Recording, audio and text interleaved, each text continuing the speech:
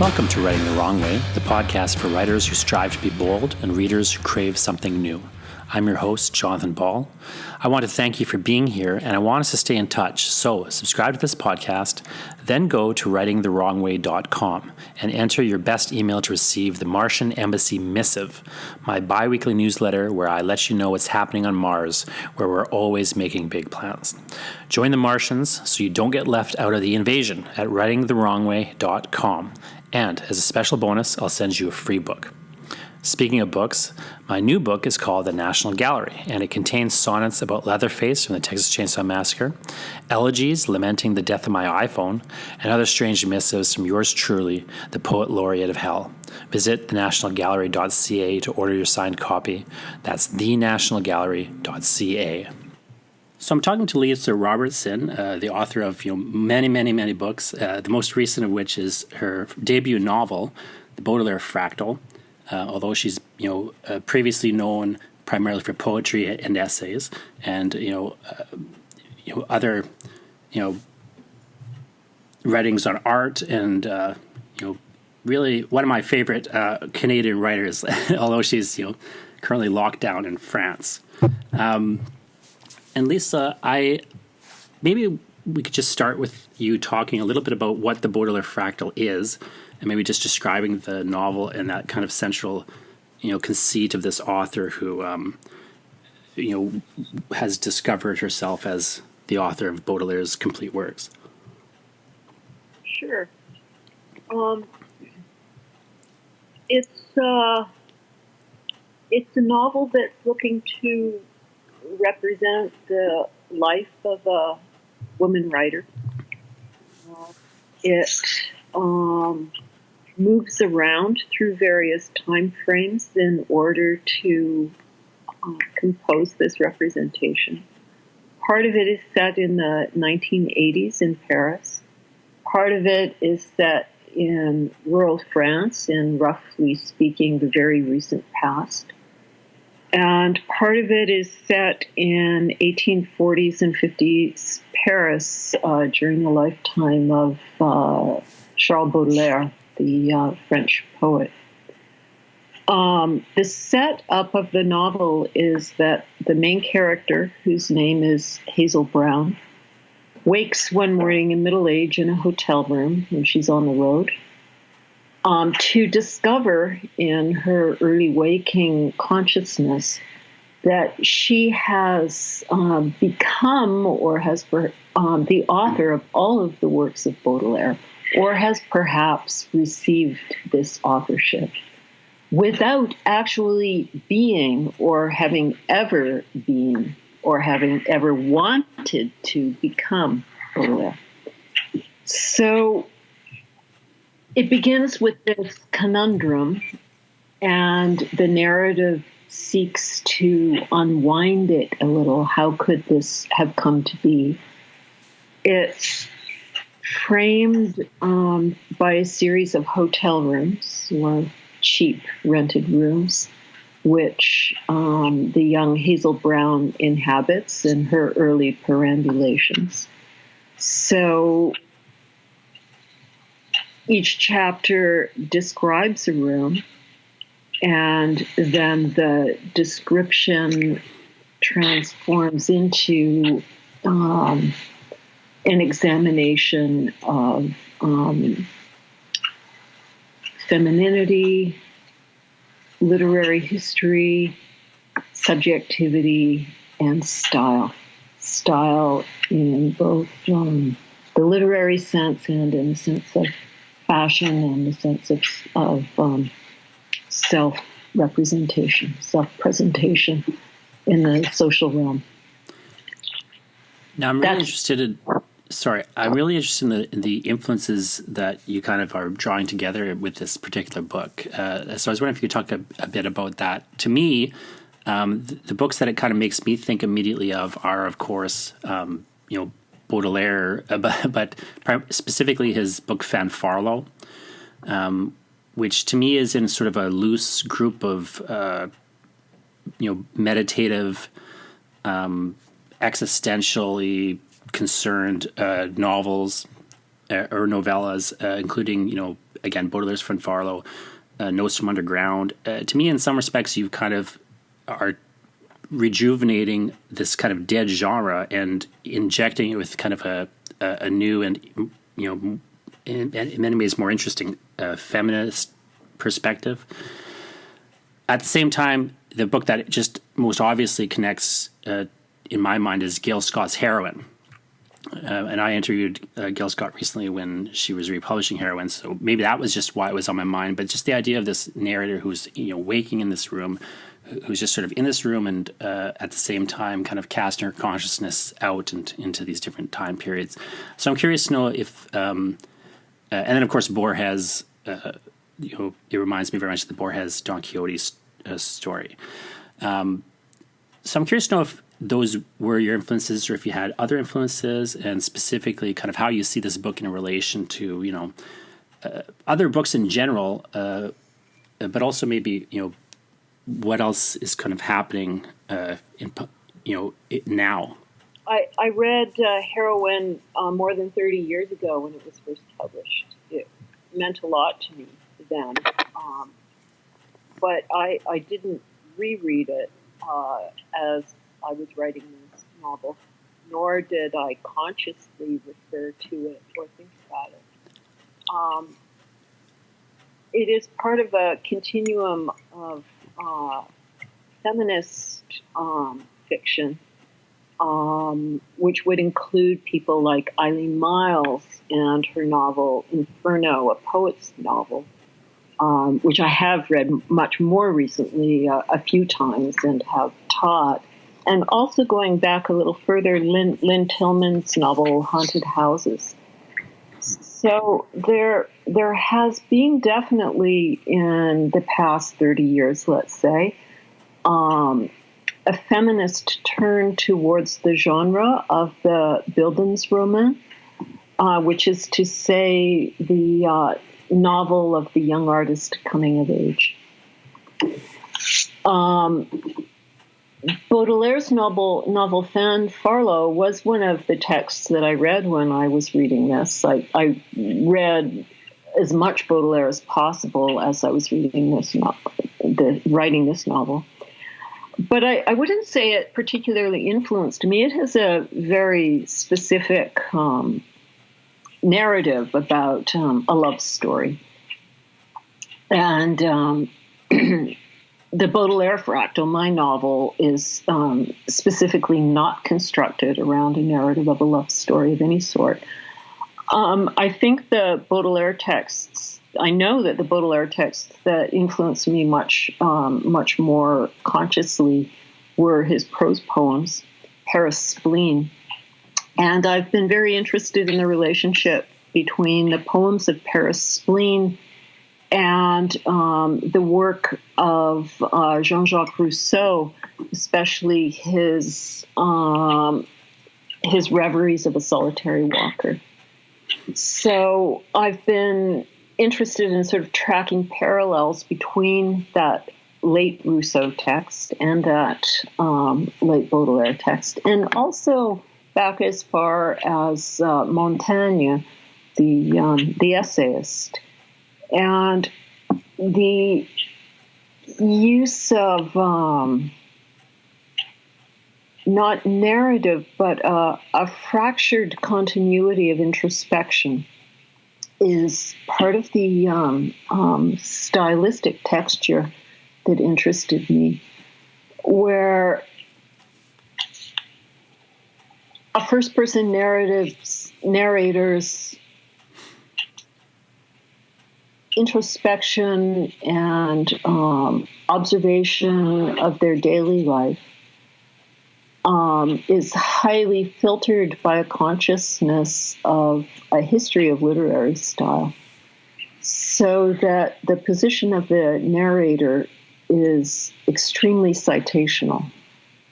There is an echo in Baudelaire's use of the first person, an echo that includes the voice of Rousseau, includes the voice of Lawrence Stern, includes the voice of Montaigne, Also, his younger contemporary Flaubert, and a lot of other people we read a lot less of now, such as Sainte-Beuve, the critic, de Bonville, a poet who was Baudelaire's friend, who was much more famous than Baudelaire was in their time, but tends not to be read in Anglophone literary circles now. So I was reading Baudelaire's contemporaries. Stendhal was also very important. In other words, a background as a feminist reader of somewhat autobiographical fiction was overlaid by my current stylistic interests in an early romantic voice. You mentioned Stendhal. He famously said that the novel is a mirror carried along a high road, and I'm curious to know, like, where you see the novel sort of fitting into the literary cosmos, having come to it relatively late after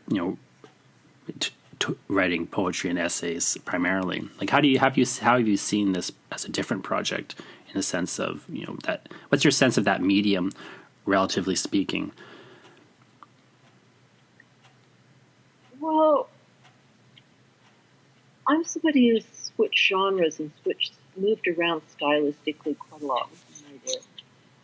So, in a way, the decision to move into the form of the novel is simply parallels a history of similar decisions to sidestep lyric and move into epic, for example, or to try to reconstitute the essay as an experimental form. So I don't really feel that having written a novel is really represents a very big change for me individually as a writer. I am increasingly aware that generally speaking, the public, general readers' notions of literary form put the novel at the forefront as some sort of dominant form, and so very often you get sort of treated as if finally you've arrived at the novel sort of thing. It's interesting compared to the historical status of the novel as this low form that people would devolve into, as opposed to this sort of market prominence at the moment. Do you see it as how do you see it as related to writing the prose poem, though? Because myself, I'm fascinated with the prose poem and primarily work in the prose poem as well, and I see you as certainly the best prose poet from Canada, if not at all at the current time. So I'm really interested in your kind of thoughts on the prose poem and how this novel kind of connects to that or differs from that. Well, it's being a little bit overly explicit to say that the main difference has to do with duration. Right? I mean, I've just written a text that's a couple hundred pages that is divided into chapters, which in a certain way could be read as prose poems. And the titling of those chapters suggests as much, since each one borrows the title of one of Baudelaire's prose poems from Paris Spleen.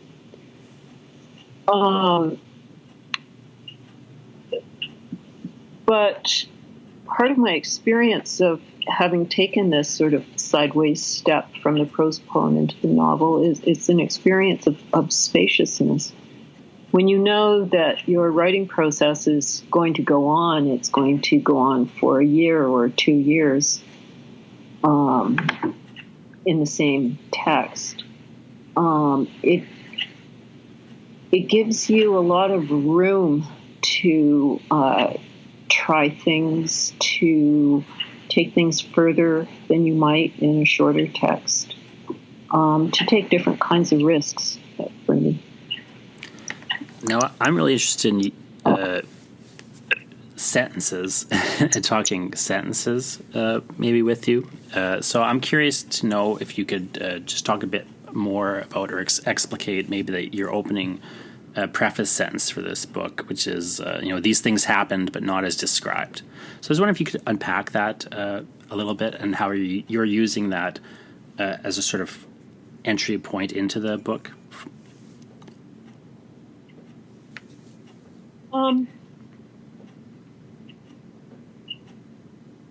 I have to say a lot of my compositional moves in this happen at a very intuitive level. So I don't have a sort of roster of intention that I can pull out to explain why I wrote any particular sentence. But what I liked about this sentence, which came to me near the end of the process of writing the book, was that it really underlined the tension or the space between experience and description. That in other words, the linguistic description doesn't match up to or add up to experience per se, but a space is left between, and perhaps this space in its tension and in its lack of cohesiveness is the space of literature or the space of the reader's cognition. In other words, the sentence is pointing very clearly to the fact that this is not a work of realism, but is hopefully indicating that the refusal of the realist contract is an invitation into a wider, more densely figured kind of reading. Do you see yourself, just to go back a little bit to some of the influences that this book had and didn't have, did you see yourself as writing against any of those particular books? Like a book like Fanfarlo, do you see yourself as sort of writing against that sort of a text in any particular way? Because in the novel you do talk, for example, about the painting that had that female figure erased from it, or painted over, perhaps at the request. Courbet's painting of his studio, in which the portrait of Jeanne Duval, Baudelaire's mistress, had been. Yeah, and so in a moment like that, to me, the book sort of ends up, in a sense, sort of meditating around this difficulty. You mentioned at a different point in the book, the quote is that the girl is an alarm, and you're sort of talking about the removal of this name being a historical choice. This is a different there's no nameless girl. There's no girl outside language. The girl is not an animal who goes aesthetically into the ground, as many of the philosophers would have it. The girl is an alarm. This idea that this sort of figure, of the girl, which the culture or the literary history keeps trying to kind of erase. You've got this kind of painting as an example of this sort of attempt to both erase or clear a space by kind of removing the figure. I'm curious to know if you see a book like this as recuperating that space or attempting to take up space in that certain way, if that, or to kind of enact an alarm in that sense.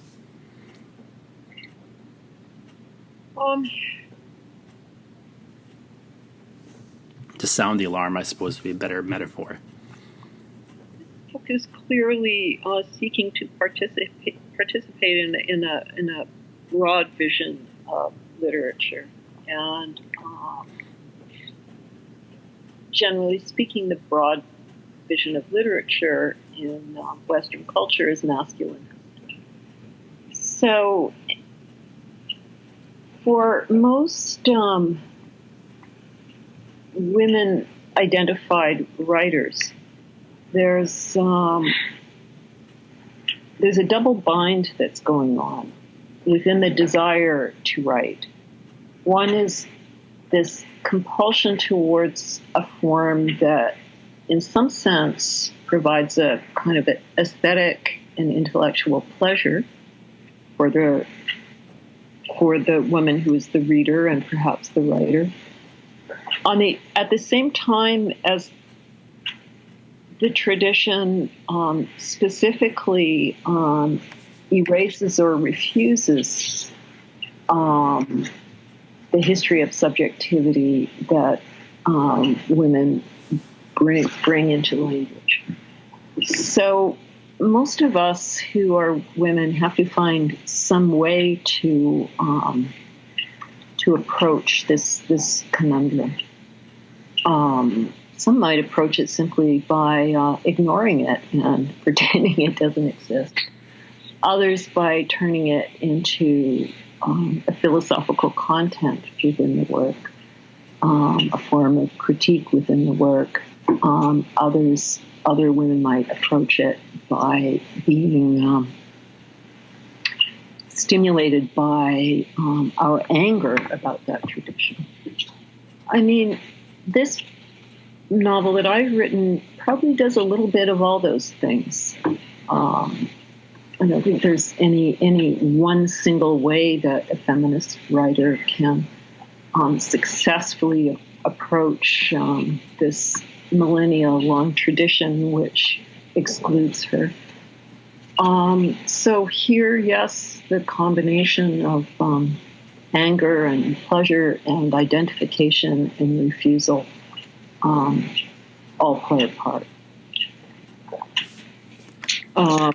The figure of the young girl has a particular presence in Baudelaire's work, but in the work of European literature and philosophy in general.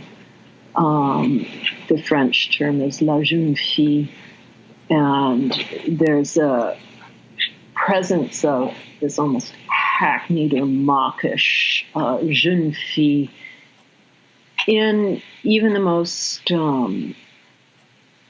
anarchic philosophy, such as I'm sort of at a loss for words right now. Recently, I read an essay by Giorgio Agamben about the young girl, for example. It makes me think a lot, and as well as something else you were talking about previously of your first book, Debbie an Epic, and that's sorry, and just that sort of again that massive motion towards. It seems like to me that in some ways your kind of maybe response is to this kind of massive question of how to insert oneself into a literary history that is perhaps hostile to your presence. It seems to me, in some respect, your response has been to almost with this bit of a wryness make a massively ambitious claim for a space in literature. Start with writing an epic, and kind of move. Not all your books, but many of your books will kind of take that massive stake in a. I think also of The Weather. One of my favorite books of yours is The Weather, and this kind of pastoral reclamation, in a manner of speaking. I'm curious to know if you is this a project for you, or is it just something that you seem to be intuitively kind of doing from time to time, or a place that do you see your particular books as massive projects in this way, or do you sort of all see it as sort of a continuum, a body of work that you're just kind of diving in and out of as maybe it's taking you? Oh, I think both those things are true. I've never yet written a book that I completely mapped out with reception before having written it. There's always a strongly emotional compulsion which begins a new project. And that emotional compulsion is, it's personal or individual, internal, but it also is accompanied and given space by an existing community of feminist texts and friends and readers. So I think in every instance, I've been able to find the confidence to carry through what begins as an emotional sort of arrival of an idea by talking about it or with other women writers, or if I don't have the freedom to speak with specific writers because of distance, say. I mean, I live quite, far away from most of my closest writing companions. Then finding precedents in texts that I'm reading. So it's consistently been a surprise to me to discover that as I move from book to book, I do seem to end up involving myself in sometimes pretty big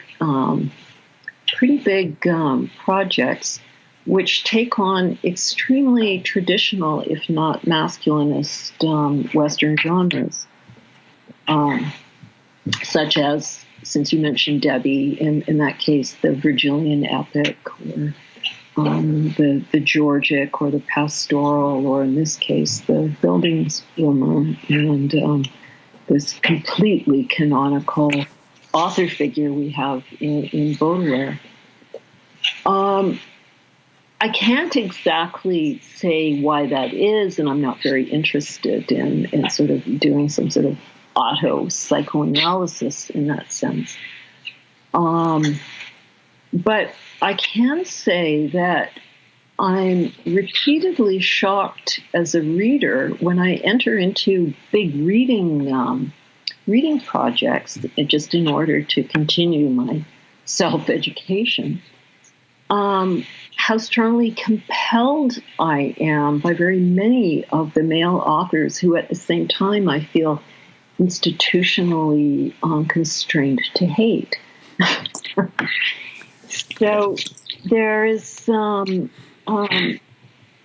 very often a kind of double energy going on where I'm learning about a form, a genre, a style, a history within literature. I'm to some extent, I'm identifying with the authors who forwarded those genres or styles.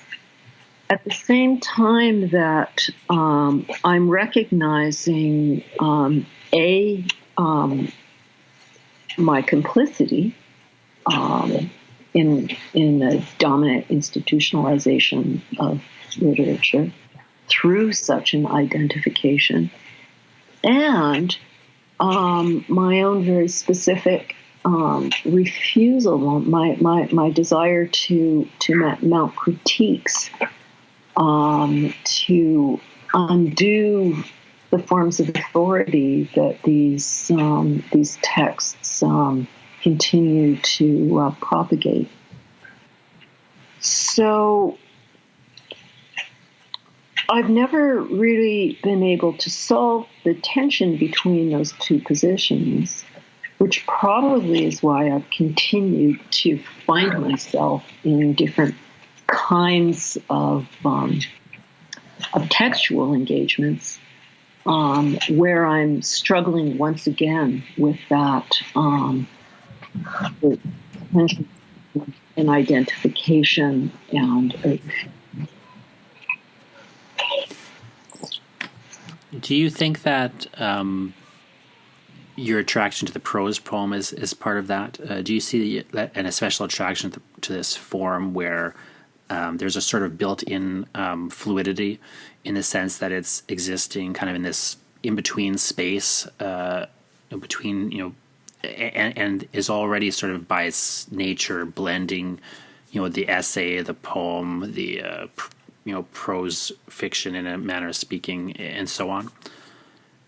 Well, I hope this doesn't disappoint you when I have to say that I feel no attraction to the prose poem. Oh. And I write in lineated as much as I write in prose, and I just do what I seem to need to do in the moment.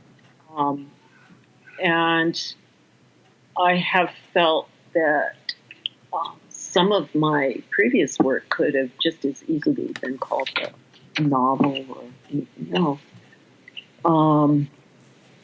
My interest in these formal labels is minimal, let's say.